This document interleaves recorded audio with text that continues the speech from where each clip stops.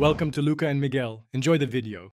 You'll begin by preparing essentials, then sign in, open MIPS Connect and choose Sign In. Enter your account email and password exactly because authentication ties to your organization. If prompted, pick the correct organization and PI. This links data for reporting.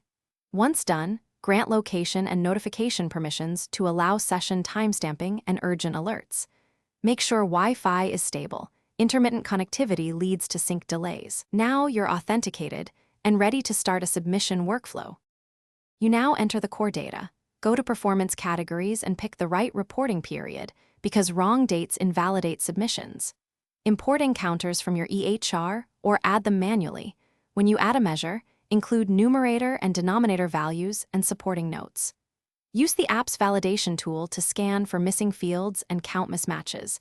It highlights exact entries to fix. If a validation rule flags a record, correct the underlying encounter rather than suppressing the warning, so your export stays auditable. Finish by running final validation, then export the report as CSV or submit directly through the integrated portal. Either way, wait for the confirmation number.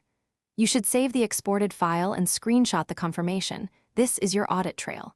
If submission fails, check 3 common issues: app permissions blocked syncing, mismatched organization NPI, or timestamps off by time zone. If those aren't it, clear the app cache and retry. Contact support with the confirmation log only after reproducing the error. Thanks for watching and please subscribe.